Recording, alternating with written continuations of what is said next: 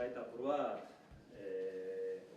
Udaberrian egin zen, 6. naziometroa, eta hor gaia referentzia edo jarri zen, naziometroan ohikoak diren serie edo euskal estatua eta burujabetzaren inguruko galderez gain, eta gaur helburu apur bat bazen horko erantzun horietan pertenentziari zegozkironak horietan pixkat sakontzea.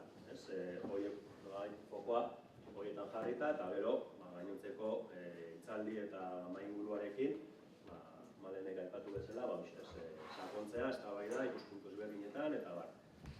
Orduan ekarri duena da inkestan dagoeneko aurkeztu genituen emaitzetan, horko emaitza batzuk, gero nolabait aldaketa demografikoan testuingurua izenburua jarri zaionez, hor bi hiru apunte, nolabait nire ustez buruan eduki ditzakegun aldaketa horietaz gain, hiru apunte niretzat deigarriak edo garrantzitsua diren datu batzuen bueltan, eta gero bukaeran horrekin harremanean eta inkestako emaitzekin gurutzaketak ematen dituzten elementu batzuk mahai gainean jartzeko.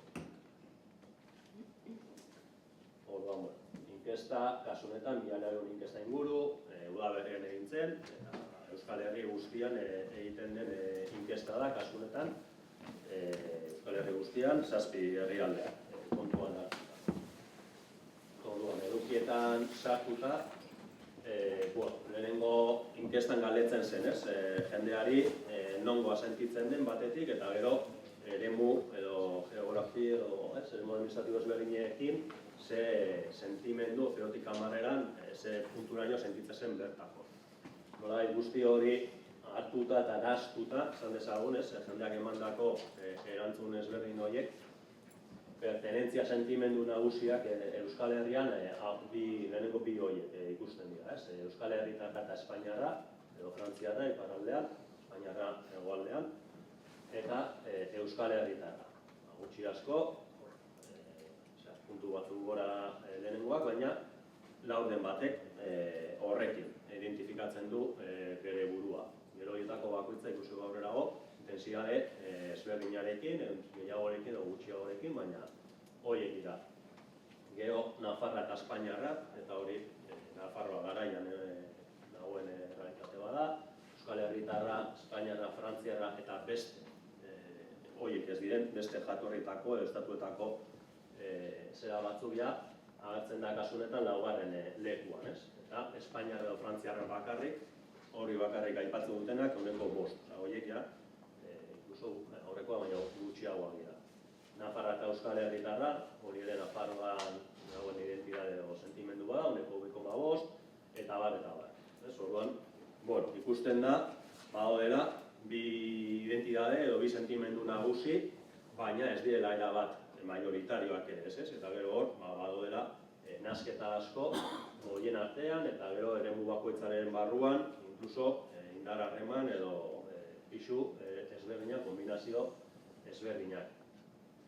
Gero hainbat iten edo saldi jarri genituen, identitate edo sentimendu hori sortzeko orduan, zer sortzen zuen, zer ematen zioten garrantzia gehiago edo baloratzeko, eta hemen ikusten da, jarritako guztiak badute pisua, gutxiena honeko 76 adostasun, oso ados adierazitako itemak dira, baina gero beraien artean badaude aldeak, hor lehenengo bloke bat edo agertzen da, uneko 80 gorakoa denak, nire lurraldeko historia baloratzen dut, nire lurraldeko edertasun naturala eta ondareakin lotuta sentitzen naiz, nire lurraldeko garapena eta ongizatea baloratzen ditut, hizkuntza eta kultura aniztasuna, eta askatasun individualak eta bar, horiek guztiek lortzen dute oso atxikimendu altua, eta beste hiruraia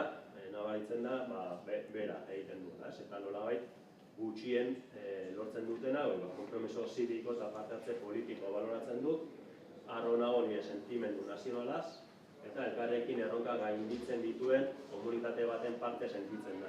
Nolabait, politiko hauak edo kolektibo hauak izan daitezkeen itemak dira hurrenkera horretan azkeneko lekuetan agertzen direnak, ez? Eta besteak lotuago dago, ingurumenarekin, historiarekin, halako, ez dakit, ez?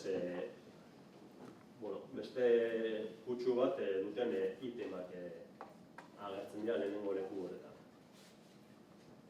Horiek nolabait, sentimendu batzuk edo beste sortzen dituzte, lehen aipatutakoak, kasu honetan 0-tik 10-era baloratzea. Planteatzen genuen, galdera horrekin, ez? Pertsonek bizi diren tokiarekiko atxikimendu maila desberdina senti dezakete, 0-tik 10-era, Euskal Herriarekin, Frantziarekin edo Espainiarekin. Ikusten da, nolabait, hori. Oro har Euskal Herri oso hartuta, 7,8, Euskal Herria, 6,4, Frantzia, Espainia. Hau da, badago, bien artean alde bat, baina biak dira positiboa nolabait, ez? Bostetik gorakoak. Gero, horiek, ikusten bali maitu nolabait ja, ez bataz besteko, baizik eta ez, mandako nota bakoitza edo, ikusten da. Kasu honetan, Nafar sentimenduare sartuta, soilik Nafarroa garaian galdetuta, baina hori ez, badaude diferentzia batetik, Euskal Herrita sentimendua edo Nafar sentimenduak 8-10 horretan, ikusten da, ez? Nahiko paretsu, nahiko 75, 78 tarte horretan, gero, bien arteko aldean, nolabait, gutxu edo 0-pi horretan, aldea dago, ez? Euskal sentimenduan gehiago biltzen da, 7,4, bestean gutxiago, baina bestean 14,1, 3,4 tarte horretan, ez? Hor, nolabait, polarizazio txikiagoa dago Nafar sentimenduarekin Nafarroan, Euskal sentimenduarekin, Euskal Herri guztian baino, baina, hortxe. Aldiz, Espainia edo Frantzia sentimenduarekin alderatuta, ikusten da, ez? Erabateko nolabait atxikimendu hori, ez da bestean bezain beste, eta gero, halako degradazio bat, ez? Baina, valorazio negatiboagoak edo bostetik berakoak dituzten horiek, hor jende gehiago bilatzen da, ez? Ehuneko 30-tik gora. Eta hori, erkidegoka edo eremu administratiboka hartzen baldin baditugu, eta sentimendu guzti horiek edo nahastuta, hor ere ikusten da, ez? Eremu bakoitzean, kombinazio ezberdin bat dela, eta logika ezberdin batzuk operatzen dutela bertan. Batetik, Nafarroan, hiru sentimenduen arteko nahasketa badago, eta hori nolabait komplikatzen du gehiago, ez baita ere azalpenak ematea.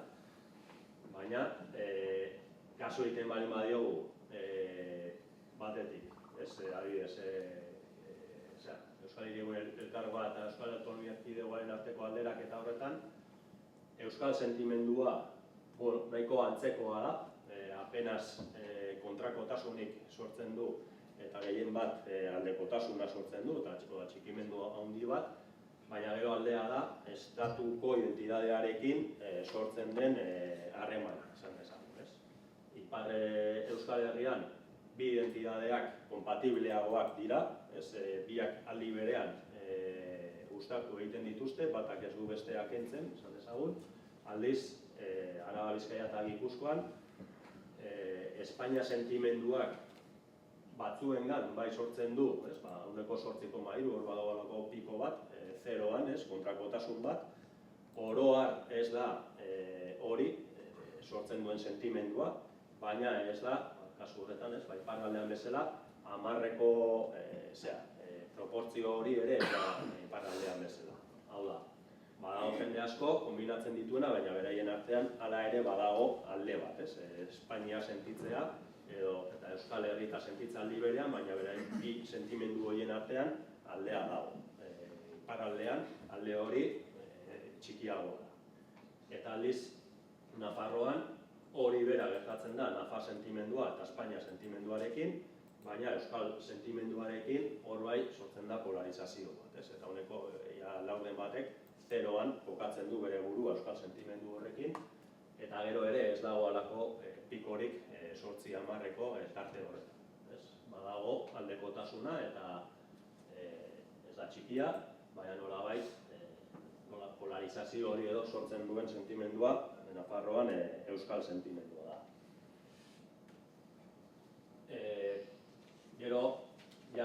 Espainiak berak zer ematen zion garrantzia, sentimendua horietako bakoitza. Sentitzeko orduan, Espainia, Frantzia sentimenduaren kasuan, hitzen nagusiak hizkuntza eta paperak dira. Frantsesa edo espainola, eta paperak izatea, Espainia edo Frantzia sentitzeko orduan, garrantziak gehien hartzen duten elementuak dira. Aldiz, Euskal Herritarre izateko, nolabait, borondatean jartzen da azpimarra, Euskal Herriko parte sentitzeko gogoa izatea, eta Euskal Herrian bizitzea. Hor, aldeak, iten ezberdinen artean txikiagoak dira, gero Euskal Herriko ohiturak eta tradizioak, paperak laugarren leku batean dago, Euskal Herrian jaioa izatea, euskara hitz ari izatea, eta azkena, simbolo batzuen, kirol talde, musika talde, baten jarraitzaile izatea. Horren atzean dagoen logika zen atletik. Iten horre, olako elementuek ze pixu eukizezaketen, edo, baina, bueno. Orduan hori, ez? Bi bakoitzare, sentimendu bakoitzaren atzean, zerri hori izateko nolabait aitortza hori eukitzeko, zer behar den, bata edo beste, badu zer ikusia, sentimendu edo identitate bakoitza realitatean eskatzen diren elementuekin. Espainiarraren sentiment kasuan, paperak, elementuak, eta gero hizkuntzen arteko harreman, diglosikoak ere, gaztelaniak beharrezkoa izatea Espainia sentitzeko euskararen kasuan, seigarren lekuan egotea, nolabait jendeak norberaren egoerarekin eta egoera sozialarekin lotuta, horrekin lotzen ditu ere sentimendu horiek edo identitate horiek izateko orduan zerri kasu egin. Eta Nafarre izateko orduan, antzera. Nafarroan bizitzea, ohitura eta tradizioak eta gogoa. Horiek dira hiru nagusiak. Orduan, hor badago estatua eduki edo ez eduki, bestelako identitate eta borondate eta barren arteako kontu ez gain nolabait, diferentzia nagusi bat, esan dugu, Nafarra izatea Euskal Herritarra izatea Nafarroan oso datu ezberdinak ematen dituzte, baina gero bertan ere, bat edo beste sentitzeko orduan, urrenkera edo elementu ezberdinak aipatzen dira, eta ezberdintzen da gero Espainiar sentimenduarekin. Orduan, identitate hori eukitzerako orduan, estatua izatea eta gure kasuan hizkuntzen egoerak badira elementu nagusi, ezberdintzen duten elementu nagusietako bat. Aldaketa demografikoen kontuarekin aipatu dut, ez naiz hartuko da hiruzpalau datu, bakarrik emango ditut. Niretzat bat fundamentala dena, eta hor kontzientzia neurri batean badago, baina esango nuke gutxiegi, dela gure piramidea, adin piramidea eta horren bilakaera. Hemen ikusten dena da, nolabait kolore fuerteagoetan 2022ko datuak, hauek Hego Euskal Herriko datuak dira, eta 2007 izango litzateke marra hori edo batzutan ikusten den kolore argiago. 2007tik 2022ra hori ikusten da bereziki boomer edo deitzen den belaunaldi hori, orain jubilatzea dagoen belaunaldi hori, nola joan den igotzen, eta ez duen eduki releborik azpitik, eta hori enborra, piramidea ditzen zaio, baina gero ez da gehiago ditzen zaio zugaitza, baduelako enbor estu bat, eta gero kopa, zugaitzaren kopa edo. Gero eta horren itxura handiagoa dauka. Betik, ja badira urte batzuk, nolabait, estutzen joan direna ere bai, jaiotza tasa eta bat, baina gehiago eragiten du bere garaiko jaiotza tasa oso altu hori belaunaldi horretan eta bai. Honek ekartzen duena da, urteetan, bai proportzioan, bai kopuruan, oso gazte gutxi daudela, oroa, gure jendartean. Eta horian ere iritzia da, baina gazteen gain, kriston presioa egiten dugu, ez ditulako egiten ez dakiz ez dutulako parte hartze politikorik ez dutulako gauta beste, eta gehiago esango nuke dela ez daudela gazteak guk eskatzen dugun, edo nagusiagoek eskatzen dugun guzti horretarako. Eta ez dutela egiten, baizik eta proportzionalki belaunaldien arteko harremana irauli egin dela urte guzti hauetan, eta askoz jende nagusi, pentsioetaz hitz egiten dugunean, edo lan merkatuan lan esku faltaz hitz egiten dugunean, azkenan honetaz hitz egiten ari gara. Ez da bakarrikan sartu egin garela, eta kopuruan ere bai, askoz gazte gutxiago daudela, jendarte honek behar dituen gauza askotarako, ez bakarrik pentsioak ordaintzeko edo lanpostu batzuk betetzeko. Eta honek ekarri duena da, oroar, kopurua esan dut, gazteen kopurua askoz gutxiago dira oroak, baina bestea bada ere, adinaren bakarbestekoa, bakarrik 2007, bakarrik 15 urteetan, igo egin dela herrialde guztietan, eta batzuetan ikusten da, lapurriren kasuan, nola, zelako penditza dauka. Eta hor, sartzen gara bestelako mugimendu batzuekin. Lapurri eta orogarri parre Euskal Herrian, ia biztanleriaren erdia, Frantziatik etorritako jendea da, eta hala ere, hau egualdekeri bat izango da, lehenengoa pentsatzen da pensionistak iritsi dira eta ez da horrela. Da, lanera etorri den Frantziako jende bat, baina ez 18 urterekin. Eta horrek igo du bataz-bestekoa, eta lanera, baina askotan ez lan bertakoentzat egiteko. Baizik eta konektatuta, telelanak eta lako kontuak, eta pixkat paraldea, kasu honetan, berezitasun eta obra propioa dauka, eta horrek ustez beharko luke ere horren azterketa sakon bat, baina ikusten da, horrek ze eragin aurki duen bakarrik adierazle honetan, adinaren bataz-bestekoan. Gero, euskararen kontuarekin, eta aprobetxatuko dut, delako nire federada bat, baina askotan aurkezten ditugu datuak, kasu honetan, udalerri, zenbat telebidun dauden, udalerri bakoitzean, eta bar. Hemen ekarri duena, nola aldaketaz eta demografia aldaketaz ari garen, eta datu horiek neurri batean jakina diren, beste datu berdinak izan dezago, baina beste ikuspuntu batetik. Eta da, euskaldunak nun dauden eta nola aldatu den. Eta argazkia erabat aldatzen da. Urrenkera zerrenda ikusten bali badugu, Bilbon ia 1.000 euskaldun, Donostian 20.000, Gasteizen 70.000, Barakaldon 25.000, eta aldiz Azpeitin 12.000. Hor, gabiltzar, nazguneekin, larrituta, hau eta beste, baina gero, badaude beste faktore batzuk, beste elementu batzuk, nire ustez, importanteak direnak, eta nazgune horiek bere garrantzia dute, bere garrantzia funtzionala ere badute, baina Euskal Herriko mapa eta Euskaldunen mapa hau da, ere bai. Eta nun daude, eta horietan, gune guzti horietan zenbat hasi den, Euskaldunen kopuru horiek gehien hasi da, hain zuzen, Euskaldun gehien dauden lekuetan. Gero hor, beste elementu batzu sartzen dira, Euskaldun gehien dauden lekua dira, eta horretabat, baina nolabait, Euskal mundua hirigunetakoa bada. Eta gero, migrazioen kontuarekin, eta hemen ere beste azpimarra bat.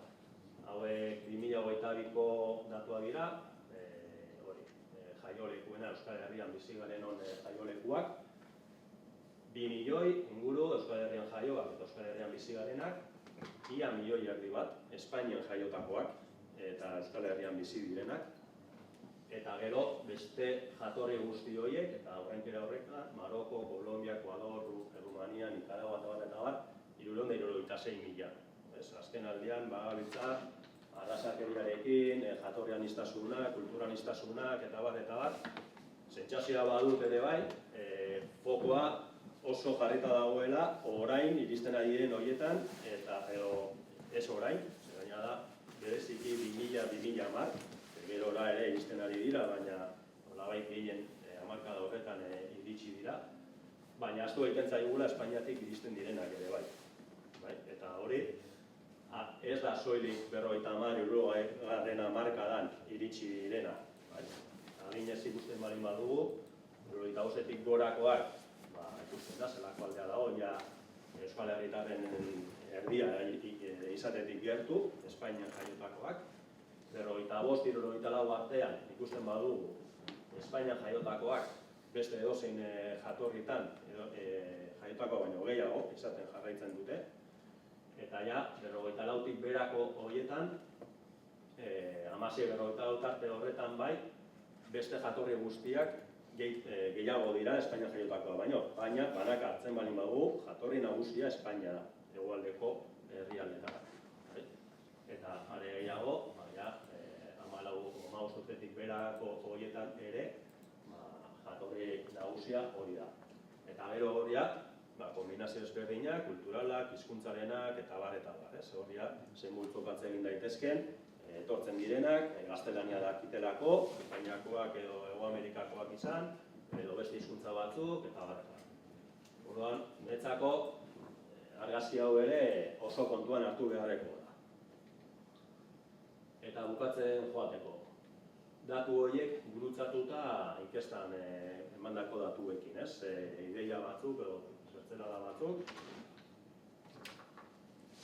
Euskal sentimendua hitz egiten dugunean, esaten ez, 0tik 10era kokatzen genuen, bakoitzak nun kokatzen duen berak, bere sentimendu hori, kasu honetan, euskalduntasun hori, euskal herritartasun hori, sexu generoaren arabera aztertuta ez da ikusten, alde handirik. Aldiz, adina eta euskara gaitasunaren arabera, badaude ñabardura bat. Adinaren arabera, ikusten duguna da nolabait afaltze bat geroz eta gazteagoak izan, euskal sentimendu hori geroz eta afalagoa, eta bereziki 8-10 horretan edo ikusten da. Gehiago dira 8-10 baino, 6-7 horretan kokatzen direla euskal gazte. Baina gero 0 bira balin bagoaz, hor euskal sentimenduaren kontra edo 0 horretan kokatzen dira, bereziki, 85-74 tarte hori.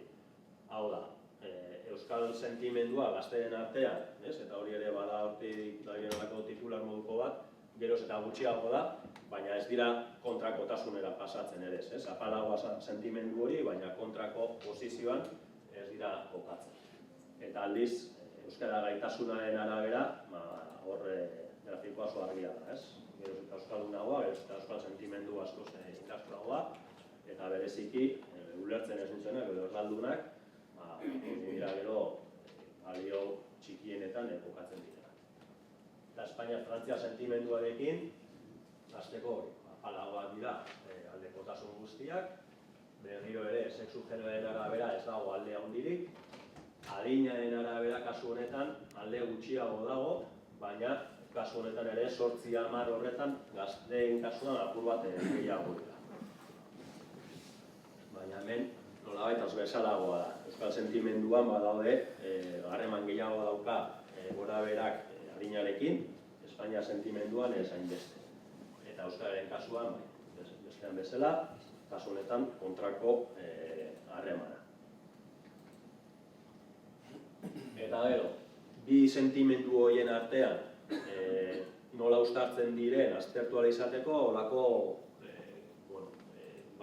kombinazio bat edo egin dugu, ez? 0tik 10era zen, horietako bakoitzean, orduan, bien artean batetik bestera ze alde dagoen. Hau da, -10ean daude Espainia edo Frantzia sentimenduari 10 eman diotenak eta 0 euskal sentimenduari, eta kontrakoa 10ean. 10 euskal sentimendua eta 0 Espainia edo Frantzia sentimendua. Eta gero tartean, horien artean, diferentzia 0 balin bada, edo biei 10 eman diotelako, edo biei 5, edo balio berdina eman diotelako sentimendu bateri edo bestera. Orduan, muturretan argiago dago nolabait, sentimendu horien artean, ze jarrera edo daiteke, erdigunera etortzen garen neurrian, hor konplexuagoa da. Balio berdina da, baina ez da berdina biak 0 izatea, o biak 5, edo biak 10. Baina, bi horien arteko alde hori.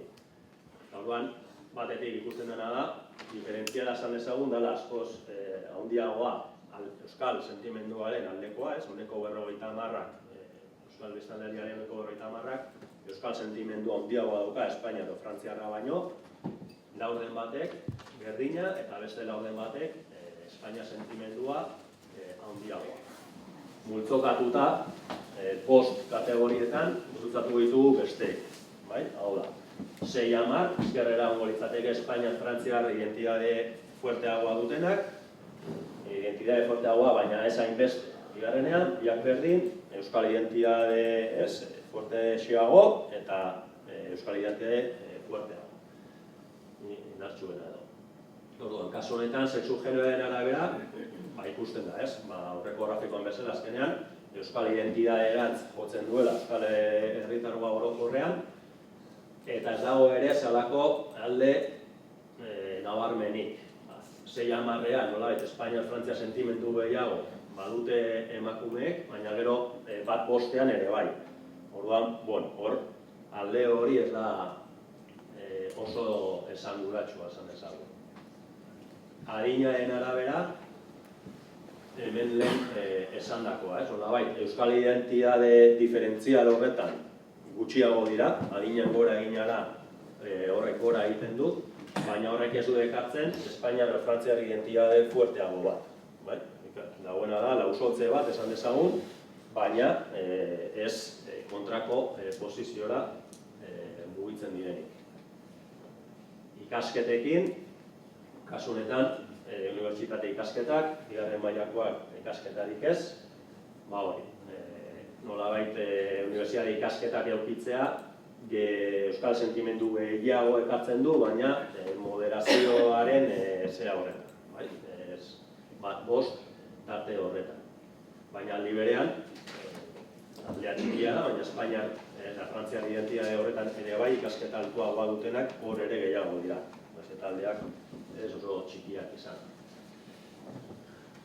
Lan merkatuarekiko egoeran bereziki ikusten da, ez? Horre ikasleak eta etxeko lanetan ari direnak, Espainiar Frantziar identitate horretan indartsuago, eta gero bestea gehiago, edo berdin, edo euskal identitate moderatu horretan. Hizkuntzaren arabera, hemen aurrekoetan ikusi dugun bezala, badago, ez? Malda eta malda. Geroz eta euskara gaitasun gehiago, geroz eta euskal identitatearen aldeko jarrera gehiago. Eta Espainiar, Frantziar identitate horretan bakarrik erdaldunak daude. Frantsesa edo gaztelania dakitena. Orduan, ikusi dugu, baina azkenean hizkuntza bera da gehien markatzen duena identitateen arteko harreman hori. Gero, bizilekua, esandakoa, Araba, Bizkaia, Gipuzkoa, Nafarroa Garaia edo Euskal Herrigunean, hor lehen aipatutako. Identitate, bereziki Nafarroan da, hor bi identitate horien artean alde handiena eta nola polarizazioa edo gehien sortzen duena. Ipar Euskal Herrian, halako elkarbizitza gehiago dago bi sentimenduen artean, eta Araba, Bizkaia eta Gipuzkoan, euskal sentimenduaren aldeko jarrera gehiago. Eta amaitzeko, jaielekuan, kasu honetan norberarena, hemen datuak, batetik, Espainia Frantziar identitate horretan apur bat gehiago dira estatuetatik kanpo jaiotakoak, baina ez da kasu horretan adibidez Euskal Herrian jaiotakoak gehiago dira estatuetan jaiotakoak baino, aldeak oso txikiak dira. Orduan, kasu horretan esango nuke nun jaio zaren ez duela hainbeste markatzen Espainiar edo Frantziar identitate hori eukitzeak. Ez duela sortzen halako ezberdintasunik, bai beste muturrean, euskal identitate horretan, mutur horretan Euskal Herrian jaiotako dira nagusi, eta gero batzuk ere estatuetan jaiotakoa, baina ez dugu topatzen estatuetatik kanpo jaiotako inor. Eta lauso horretan, hor, Euskal Herritik kanpo jaiotako guzti horien artean, antzekotasun gehiago. Baina, familiaren jatorriarekin alderatzen badugu, hor gehiago ikusten da. Kasi gehiago, norberak nu jaio den baino gehiago, ze familia jatorri edo ze familia testuinguru daukat. Kasu honetan da, norbera eta bere gurasoa denak Euskal Herrian jaioak, norbera Euskal Herrian aita edo ama estaturen batean, Frantzian edo Espainian, norbera Euskal Herrian da bi gurasoak estatuetan, edo denak estatuetan, edo denak estatuetan kanpo. Eta gero beste kombinazio mila daude, zirenak hemen sartu. Baina hor ikusten da, nolabait, norbera eta familiaren jatorriaren arabera, Euskal sentimenduarekiko eta Espainia sentimenduarekiko ere, distantzia gehiago egon daitekela. Geroz eta jatorria geroz eta lotuagoa eduki Euskal Herriarekin, Euskal identitate hori indar gehiago hartzen du, aldiz, nasketa gehiago dagoen kasuetan, edo kanpokoak diren kasuetan, aldia handiagoa da. Baina kasu honetan, apenas ezberdintzen da, denak estatuetan jaiotakoak, edo denak beste Frantzia Espainiatik kanpo ere jaiotakoak direnen kasuetan. Kasu horretan, bi barra horiek askotan berdinak dira. Orduan, esan note gehiago dela, hori nola bihurtzen diren, edo nola bihurtzen ditugun, edo nola egiten dugun Euskal sentimendu hori, hemen jaio ez direnen artean ere bai, batean edo bestean izan, beraiek ere horren parte senti daitezen, horrekin dagoela apur bat zailtasun hori. Eta hori da.